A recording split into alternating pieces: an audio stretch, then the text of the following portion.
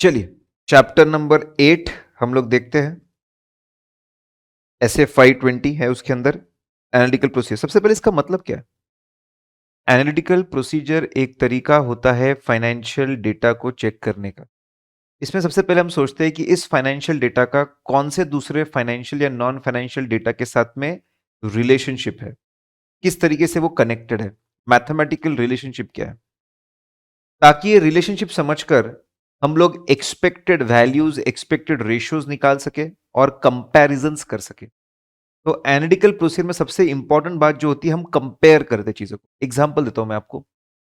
जैसे सेल्स और जीएसटी, इनके बीच में रिलेशनशिप है। ठीक है, हमको पता है कि भाई एक particular percentage of sale is GST. अब हम क्या कर सकते हैं? हम लोग साल भर का जीएसटी का डेटा ले सकते हैं, रेट यूज करके रिवर्स कैलकुलेशन करके हम ये निकाल सकते हैं एक्सपेक्टेड सेल्स क्या होंगे, और एक्चुअल शेयर से हम उसको सेल से उसको कंपेयर कर सकते हैं। अगर सब बराबर है, अगर मैच हो गया मतलब सब बराबर है, मिसमैच है मतलब दिक्कत है। तो यही हम लोग बोल रहे थे कि पहले आप रिलेशनशिप समझो, फिर उसकी मदद से सोचो कैसे एक्सपेक्टेड वैल्यूज और रेशियोज निकलेंगे, और फिर कंपैरिजंस करो। तो पहला स्टेप इंपॉर्टेंट होता है, जहां पे आपको दिमाग लगाने वाला काम करना पड़ता है। स्टेप नंबर 2 में आप डेटा इकट्ठा करिए। आपको जीएसटी का डेटा लगेगा, आपको सेल का डेटा लगेगा, फिर आप फाइनली एक्सपेक्टेड वैल्यूज निकालिए। एक्सपेक्टेड सेल्स निकाल सकते हैं, कभी सेल्स के रेशियो निकाल सकते हैं आप। Expected values, ratios, amounts, ratios निकालिए, ग्राफ निकालिए। फिर उसको फाइनली आप स्टेप नंबर 4 में कंपेयर करिए और देखिए कोई बहुत बड़ा डिफरेंस, फ्लक्चुएशंस मतलब डिफरेंस, कोई बहुत बड़ा डिफरेंस या फिर कोई मिसमैच नजर आ रहा है क्या। अगर बड़ा आ रहा है तो उसको इन्वेस्टिगेट करिए। ये 4 चीजें होती है मोटा मोटी एनालिटिकल प्रोसीजर में। जब हम पिछले सालों से चीजों को कंपेयर करते हैं, उसको ट्रेंड एनालिसिस बोलते हैं। हर जनरली कंपनीज ओपनिंग बजट बनाती है। जब हम बजट से कंपेयर करते चीजों को, उसको हम लोग कंपैरेटिव एनालिसिस बोलते हैं। ऑडिट पे जाने से पहले ऑडिट टीम अपने हिसाब से सोचती है कि इस बार की चीजें कैसी होनी चाहिए, इस बार की इनकम, एक्सपेंस, एसेट, लायबिलिटी कैसे होनी चाहिए। जब खुद के एस्टीमेट से कंपेयर करते हैं, उसको प्रेडिक्टिव एनालिसिस बोलते हैं। और साल खत्म होने के बाद में दूसरे कंपनियों से जब कंपैरिजंस करते हैं, उसको इंटरफर्म एनालिसिस बोलते हैं। इतने अलग अलग तरह के कंपैरिजंस और एनालिसिस हो सकते हैं। फाइनेंशियल, नॉन फाइनेंशियल डेटा दोनों के साथ में रिलेशनशिप देखते हैं। सिंपल भी हो सकते हैं, बहुत सिंपल रिलेशनशिप हो सकता है, ठीक है, या फिर complex, it can be in the form of equation. अभी मैं आपको बताऊंगा। अब ये टेक्निक्स की अगर मैं बात करूं, ये चीज ऐसे के अंदर दी हुई नहीं है, it is not given in ऐसे। ठीक है, ये हमारे मॉड्यूल की देसी थ्योरी है, कोई बात नहीं। अब एनालिटिकल प्रोसीजर को हम यूज कर सकते हैं एज अ सब्सटैंटिव प्रोसीजर। इसके बारे में भी चर्चा करूंगा, बताऊंगा मैं आपको। ठीक है, तो जब हम लोग एनालिटिकल प्रोसीजर को एज अ सब्सटैंटिव प्रोसीजर बोलते हैं, उसको बोलते हैं सब्सटैंटिव एनालिटिकल प्रोसीजर। इनका कहना है कि भाई कितनी अच्छी एनालिटिकल प्रोसीजर आप लगा पाओगे डिपेंड करता है। सीडीई, ए छोड़ दिया है, ए बी छोड़ दिया है। ठीक है, क्रिएटिविटी, टीम के पास दिमाग कितना है, वो कितना ऐसे इंटर रिलेशनशिप सोच सकती है। क्रिएटिविटी क्या है? क्रिएटिविटी होने के बाद डेटा कितने आसानी से अवेलेबल है, और टीम का एक्सपीरियंस, उनको पता होता है कि कौन से चीजें चलेगी, कौन सी नहीं चलेगी, कौन सी चीज अच्छी है, बुरी है। ये 3 बातें बहुत काम की अगर आपको एनालिटिकल प्रोसीजर लगाना है तो। स्टार टेक्निक, स्ट्रक्चरल मॉडलिंग, आप एक ग्राफ बनाइए, आप प्लॉट करिए कि भाई प्रोडक्शन के हिसाब से टोटल कॉस्ट कितना बदलता है। इकोनॉमिक्स में पढ़ा होगा, एक्स एक्सिस पे क्वांटिटी है, वाई एक्सिस पे टोटल कॉस्ट है, प्लॉटिंग करिए। Now a line which is equidistance from all the point, उसको लाइन ऑफ रिग्रेशन बोलते हैं, उसका इक्वेशन बनेगा। आप दो डेटा के बीच में प्लॉटिंग कर सकते हैं, उसकी लाइन निकाल सकते हैं, उसका इक्वेशन बना सकते हैं। वो इक्वेशन की मदद से आप टोटल कॉस्ट को प्रेडिक्ट कर सकते हैं। उसको बोलते हैं स्ट्रक्चरल मॉडलिंग, इसको कॉम्प्लेक्स एनालिसिस बोलते हैं। सीधा पिछले सालों का डेटा देखिए, 4-5 सालों का ट्रेंड निकालिए और प्रेडिक्ट करिए इस साल कितना होगा, उसको ट्रेंड एनालिसिस और एक्चुअल से कंपेयर कर लीजिए। स्टार एनालिसिस, एनालिसिस हमेशा अमाउंट्स का नहीं, रेशियो का भी हो सकता है। रेशियो का भी एनालिसिस हो सकता है। बहुत बार जब लेवल ऑफ बिजनेस बदल जाता है, सीधा अमाउंट कंपेयर करना अच्छा नहीं होता है। आप डेटर टर्नओवर रेशियो आप निकालिए, इन्वेंट्री टर्नओवर रेशियो निकालिए, परचे क्रेडिटर टर्नओवर रेशियो निकालिए, ऐसे रेशियोज निकालकर आप कंपैरिजंस करिए पिछले सालों से दूसरों से, जब लेवल ऑफ बिजनेस खास करके बदल जाए तब। फिर होता है रीजनेबलनेस टेस्ट। अब ये क्या है, ऐसे के बाहर की चीज है, उन्होंने अपना नाम दे दिया रीजनेबलनेस टेस्ट। जब हम लोग हमारे एनालिटिकल प्रोसीजर में नॉन फाइनेंशियल डेटा को ज्यादा यूज करें, खासकर करंट ईयर का, जब नॉन फाइनेंशियल डेटा को काफी यूज किया जाता है और उसके मदद से प्रेडिक्शंस किए जाते हैं, उसको हम रीजनेबलनेस टेस्ट बोलते हैं। जनरली इनकम एक्सपेंस के अकाउंट्स में ज्यादा किया जाता है। एग्जाम्पल के तौर पे, ज्यादा ना, बाकी इसमें भी कर सकते हैं। एग्जाम्पल के तौर पे देखिए,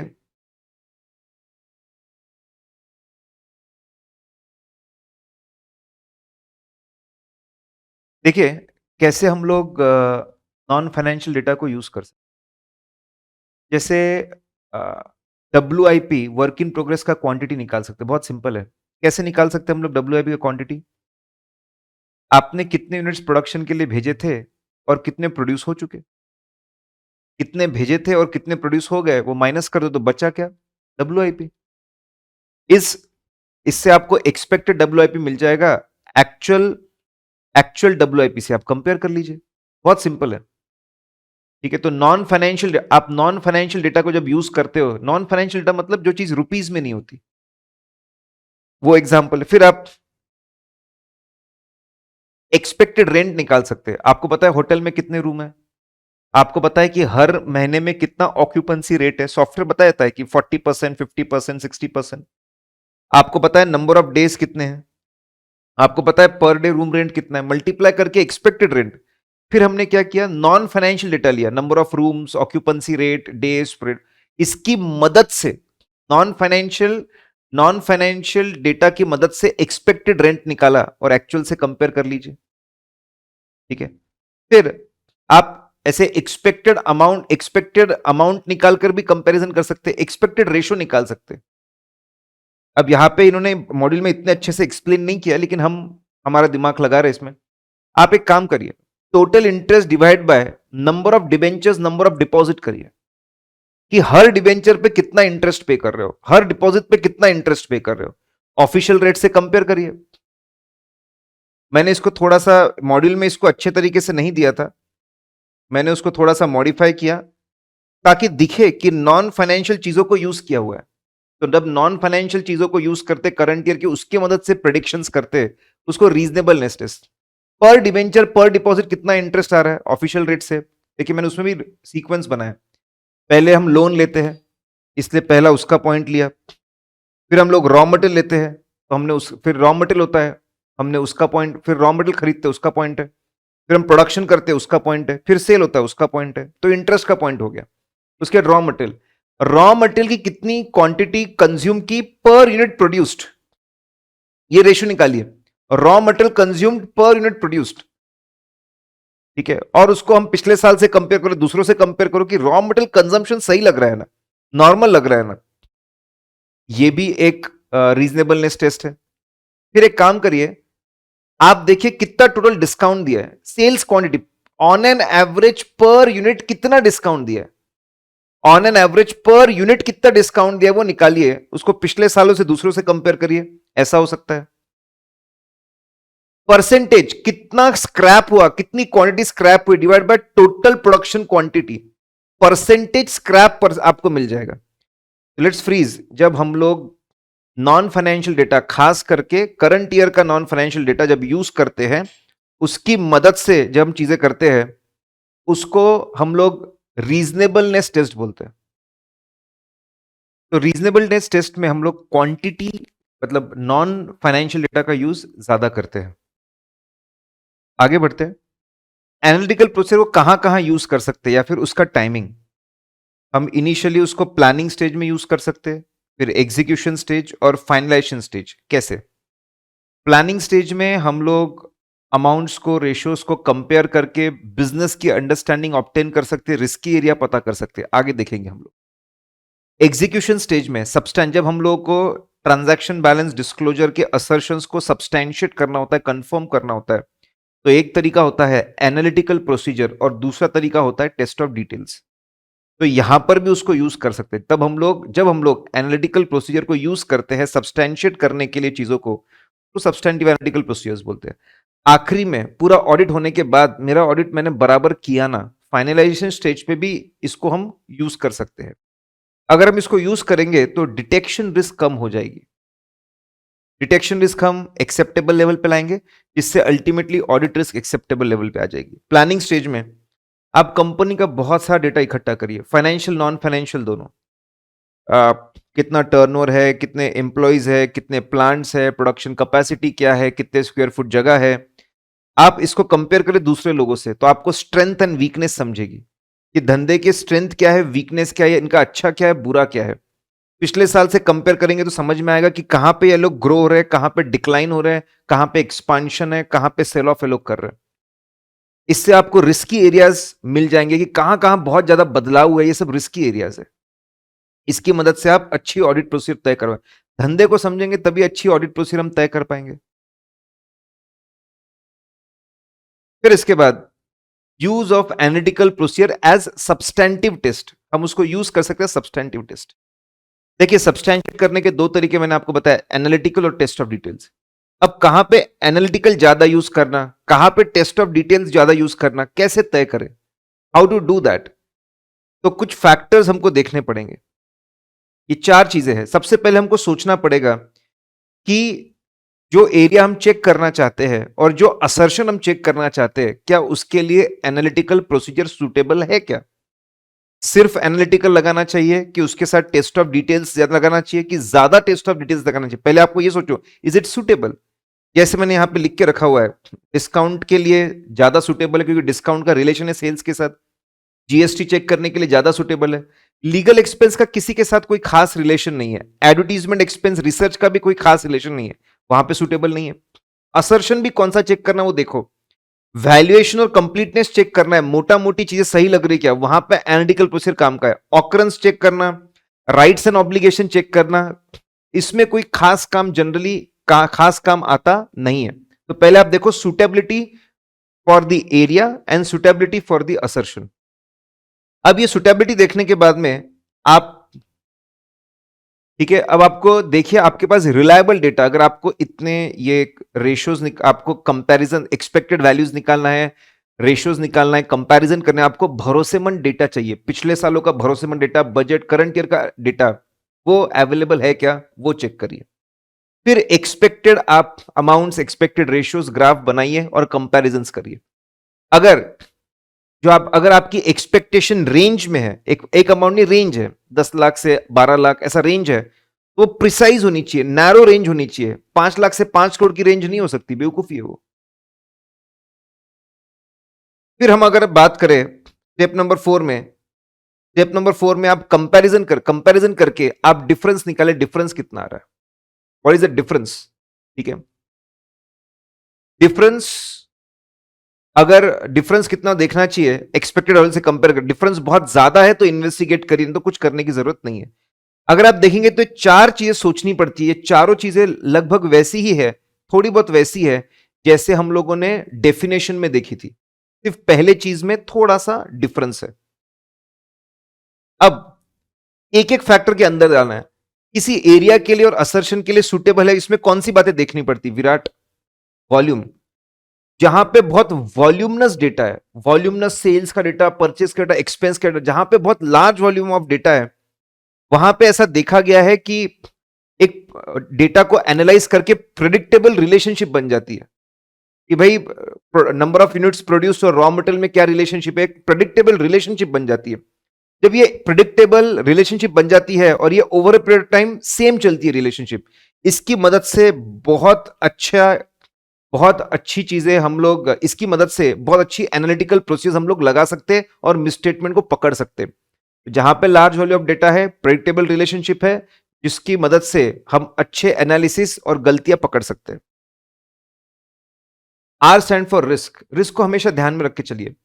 अगर रिस्क कम है, अगर रिस्क कम है और असर्शन आपका सुटेबल है, वैल्यूएशन और कंप्लीटनेस वाला है, तो आप एनालिटिकल ज्यादा यूज करिए।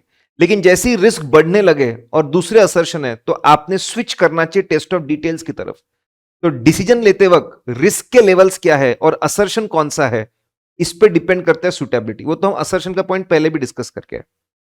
कितना अश्योरेंस मिल रहा है, कितना भरोसा, कितना सेटिस्फैक्शन आपको मिल रहा है। कुछ एनालिटिकल प्रोसीजर आपको बहुत भरोसा देगी, कुछ कम देगी। ज्यादा देगी तो उसको ज्यादा यूज करो। एग्जाम्पल के तौर पे, ठीक है, अगर आप रेंटल इनकम अगर आप रेंटल इनकम का ग्राफ बनाते हो, मंथली कंपैरिजन जनरली स्टेबल आना चाहिए। आप total wages divide by number of labour निकालते हो, average wages generally official rate से कंपेयर होना चाहिए।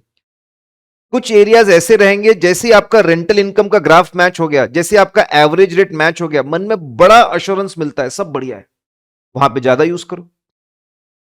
लेकिन ठीक है, ज्यादा, लेकिन जहां पे सपोज आपने सिर्फ जीपी रेशियो कंपेयर किया, करंट ईयर का पिछले 3 साल से एवरेज, तो ठीक लग रहा है। लेकिन इससे सिर्फ इतना समझ में आ रहा है, कुछ मोटा मोटी कुछ गलत नहीं है। लेकिन मैं ये नहीं बोल सकता कि जीपी रेशियो मैच हो गया तो सेल सही है, क्लोजिंग स्टॉक सही है, ओपनिंग स्टॉक सही है, परचेस सही है, सारे खर्चे सही है, नहीं। कुछ एनालिटिकल प्रोसीजर आपके मन में ज्यादा विश्वास जगाती है, उसको ज्यादा यूज करो। कुछ कम यूज करती है, ठीक है, तो वहां पे टेस्ट ऑफ डिटेल्स ज्यादा यूज करो। उनका ऐसा किया कहा गया है कि हमेशा सोचिए कि क्या एनालिटिकल प्रोसीजर के साथ साथ में कोई टेस्ट ऑफ डिटेल्स यूज कर सकते हो क्या।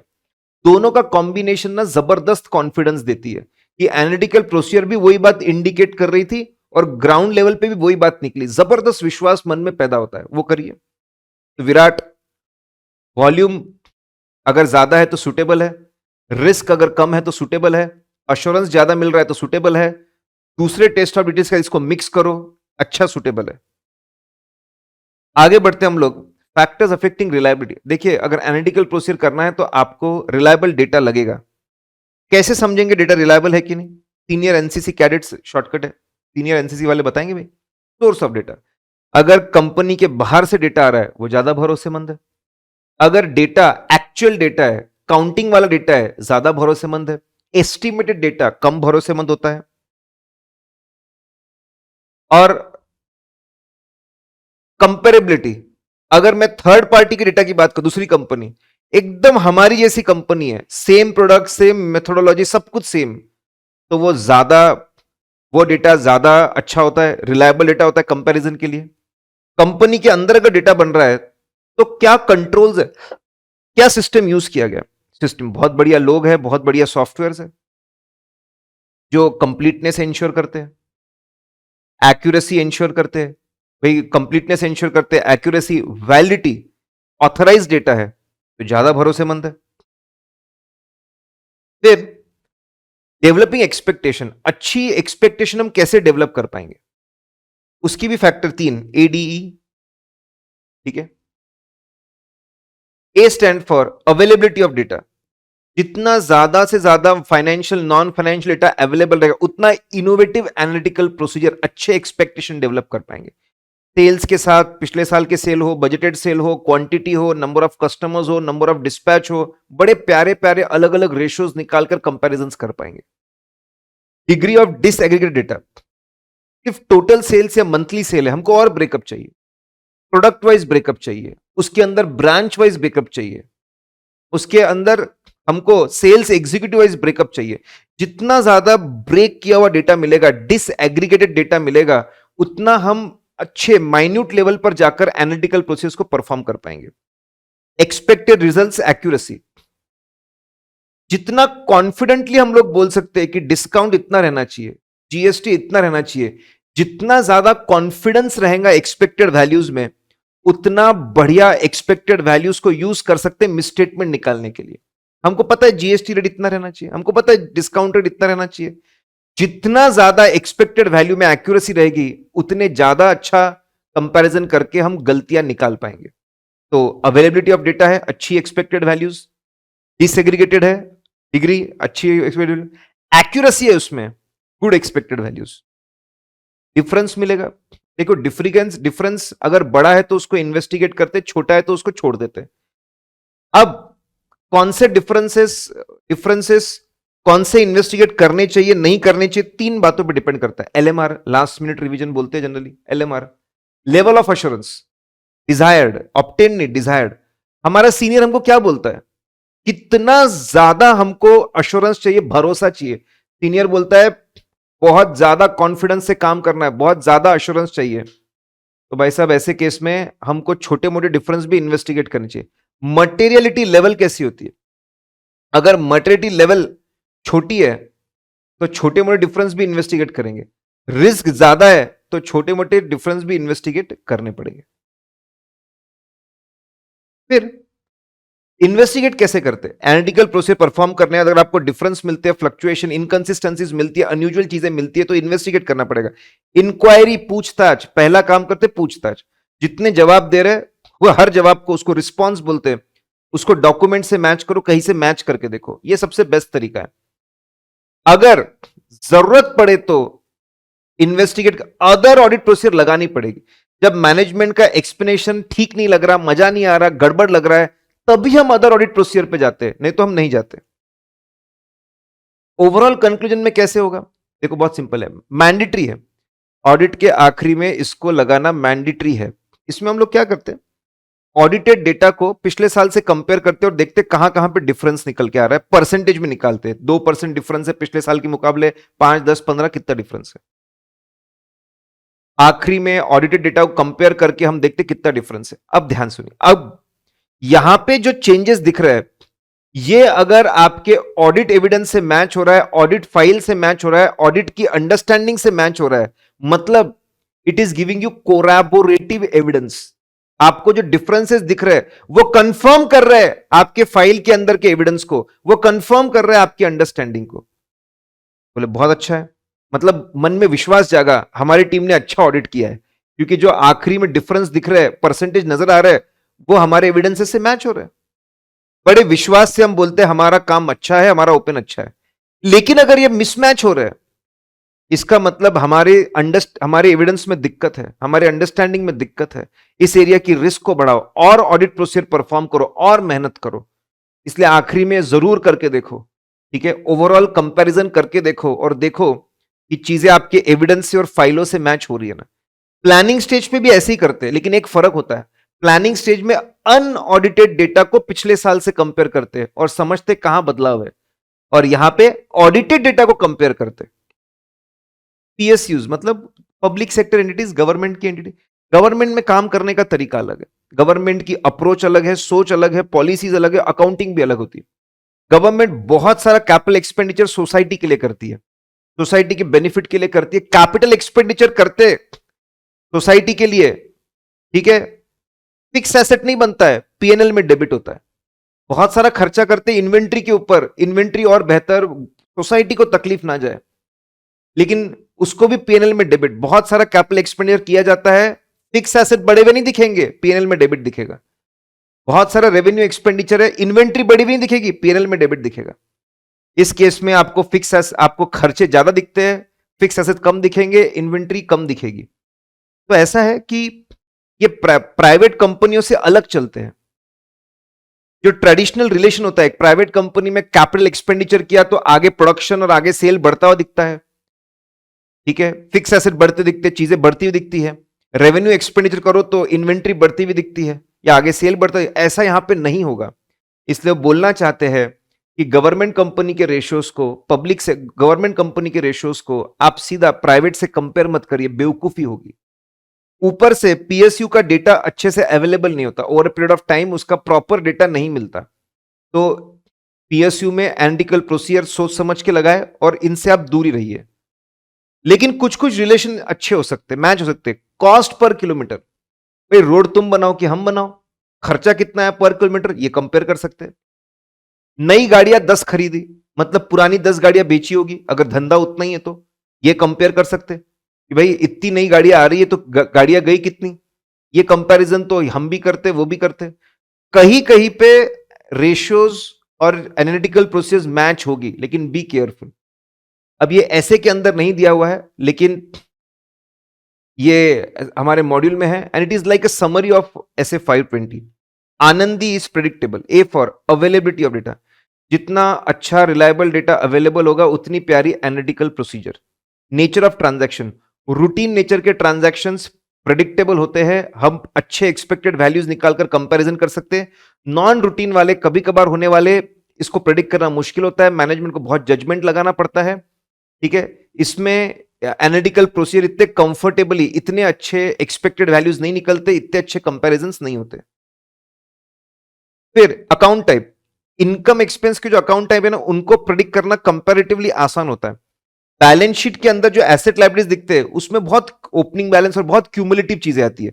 ऊपर से वो बैलेंसेस में मैनेजमेंट अंदाजा लगाकर वैल्यूएशंस करता है, बहुत सारे एस्टिमेट्स। तो बैलेंस शीट आइटम्स के लिए इतना सूटेबल नहीं होता। इनकम एक्सपेंस आइटम्स को प्रेडिक्ट करना आसान है, बैलेंस शीट आइटम्स को प्रेडिक्ट करना मुश्किल होता है कंपैरेटिवली। लेकिन एक काम करो, आप ऐसे रेशियोज निकालो जिसमें इनकम और बैलेंस शीट के दोनों आइटम है, debtor turnover ratio, credit turnover ratio, उसको प्रेडिक्ट करना आसान है, उसको कंपेयर करो। Nature of assertion, completeness valuation के लिए अच्छा है, राइट्स ऑब्लिगेशन ऑकरेंस के लिए जनरली अच्छा नहीं है। जनरली मैंने बोला अच्छा नहीं है, ये जब भी हमारे प्रिंसिपल्स चलते हैं ना, जनरलाइज चलते हैं, एक्सेप्शंस आर ऑलवेज देयर और समटाइम्स देयर। डिसएग्रीगेशन, जितना डिटेल्ड तोड़ तोड़ कर डेटा मिलेगा, उतना हम माइन्यूट लेवल पर जाकर अच्छे एनालिटिकल प्रोसीजर लगा पाएंगे। इनहेरेंट रिस्क, किसी एरिया में अगर रिस्क बहुत ज्यादा है चीजें, तो ऐसे इसमें एनालिटिकल के साथ साथ में टेस्ट ऑफ डिटेल्स ज्यादा यूज करें, उस पर ज्यादा भरोसा दिखाए। इनफैक्ट ये तो 330 में भी हम लोग पढ़ते हैं कि अगर सिग्निफिकेंट रिस्क है, सिग्निफिकेंट रिस्क है, ठीक है, तो उनका कहना है सिग्निफिकेंट रिस्क अगर है तो सिर्फ एनालिटिकल प्रोसीजर लगाना अच्छा नहीं होगा, टेस्ट ऑफ डिटेल हमेशा लगाना ही लगाना चाहिए। जितनी ज्यादा चीजें प्रेडिक्टेबल होगी उतना बेहतर, जितनी ज्यादा प्रेडिक्टेबल होगी उतना हम लोग बेहतर एनालिटिकल प्रोसीजर परफॉर्म कर पाएंगे। ऑब्जेक्टिव क्या है? प्लानिंग स्टेज में एनालिटिकल प्रोसीजर को लगाकर धंधे को समझो, रिस्की एरिया को समझो, ताकि अच्छी ऑडिट प्रोसीजर लगाए। यही ऑब्जेक्टिव ऑडिटर के। एग्जीक्यूशन फेज में सब्सटैंटिव एनालिटिकल प्रोसीजर लगाकर सफिशिएंट अप्रोप्रिएट एविडेंस जमा करें। कंक्लूजन फेज में ओवरऑल कंक्लूजन बराबर लग रहा है ना, ये समझे।